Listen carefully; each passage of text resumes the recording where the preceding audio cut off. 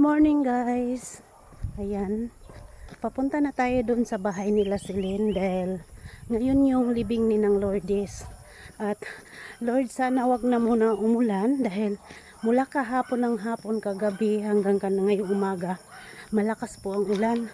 At yun ang dasal ko na sana stop muna para paglibing namin sa kanya is walang ulan. Mahirap kasi pag umulan guys. Tapos mamayang gabi saka ako pupunta dito kila Maribik kasi sinay Julia naman sa Merkulis siya ilibing. Bali dalawa kasi yung namatay dito sa amin ngayon. Bali nauna sinang Lourdes tapos sumunod si Nay Julia. Kaya sabi ko kay Joy kahapon na hindi muna ako pupunta dyan sa inyo dahil dito muna ako kila Celine dahil makipaglibing nga ako kay ng Lourdes. Tapos sabi ko pagkatapos saka na lang ako pupunta sa inyo pag natapos dito sa kabila. Kasi ang sabi nila bawal daw magtawid-tawid pag ganun. At hindi rin ako nakadalaw guys kay Ma'am Aida sa Anas. Parinti lang din namin yan sa ng Batak. Hindi man ako nakapunta sa lamay niya dahil nga sabay dito sa amin. At saka nalaman ko ngayon na sabay din ngayon ilibing si Ma'am Aida. Kaya doon na lang ako sa simbahan sisilip sa kanya dahil parehong oras ang mass nila, 1:00 ng hapon. Kaya doon na lang ako sisilip sa kanya dahil gustuin ko dumalaw sa lamay. Hindi pwede dahil bawal daw talaga yung patawid-tawid guys. Kaya sumunod na lang din ako sa mga sabi-sabi dahil wala namang masama kung susunod ka. Ayan, hinihingal na ako. Okay guys, kita-kita tayo doon sa bahay nila Celine. Guys, malapit na tayo sa bahay nila Celine. Alam nyo guys, di ko talaga makalimutan sinang Lourdes. Napakabait yan sa nanay ko. Nung wala pa ako, nasa Manila pa ako, sila ninang Nisha ang taga-igib ng tubig ng nanay ko pag walang tubig sa gripo. Tapos kung anong mayroon sila, nahatiran yung nanay ko ng pagkain. Kaya hindi ko yan makalimutan sinang Lourdes dahil napakabait niya yan sa nanay ko. Kahit sila magkapatid. Ito na yung sakyanan guys.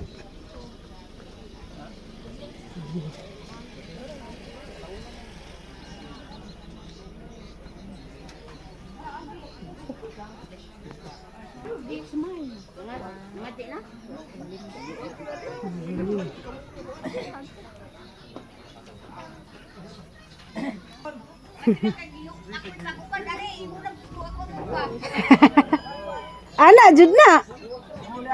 Ana jud.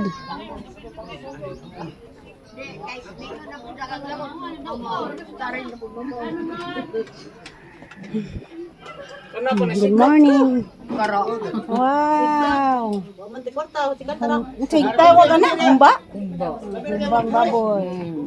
Tapos na dere guys oh. Isang bukag na luto guys.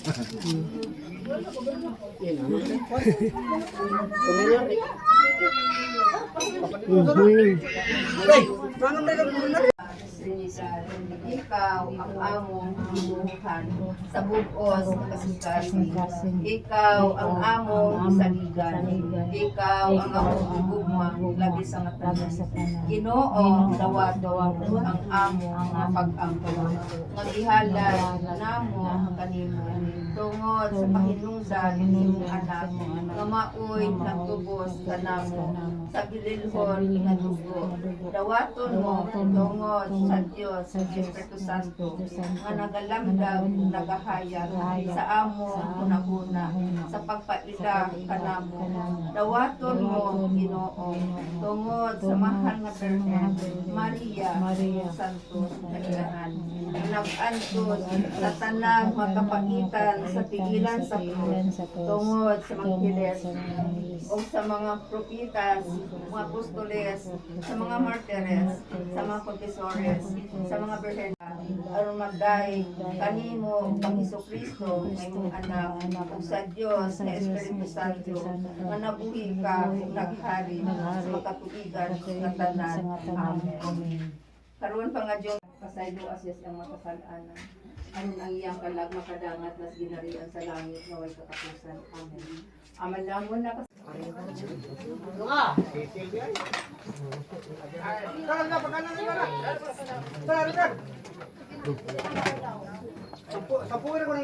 To. Ngayo ko luto.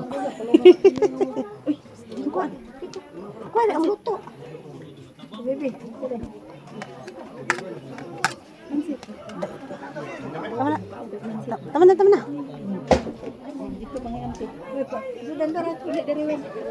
Tatuwin. Adik ko na. Kansit ra. Kare. Kata ba? Kare. Kana. Pautang na ako niya mahalin. Kare. Pagpila man na yun eh. Pero kabalo ko. Kare. Gana. Maling ni 50. Isa lang hiwa, 50. Malay 50. Natayig sabaw. Sabaw. Tumuwag. Sabaw po gamay. Sabaw ba? Sabaw. Gamay ra. Salamat. Kayo ang ano ko yes, ang baboy. Ang lambot oh. Lambot. Sir, saan mo itawag ako? Ito na ni. Adlaw ko ka, di ba ka kawaton?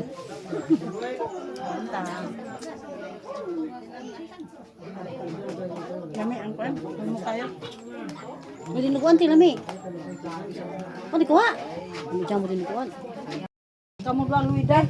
Napay isda kutsara dali. Duha pa si man ang kuan kay daan. Kanita ka. Ano siguro sila na mahurot mo yan. Tama na to ay si Imelda mo jud kita gaan ana. Nitay ka. Ari ra. Kasi mo piko papa. Lama na gusto ko dito ang uwa pa man. Ano? Kailan mo siya dunga diya janes. O niya, asa mo ko ibaw sa mga bagal na ako ibutang. Pareho Kaya ko nagsaksan ang guwapo. Sudan ba dito? law. Oy. Oy. Ikaw na sudan ba kayo mo agi niyo mo. Biyo na ko na iya ha. Di ba? Nagsita ko.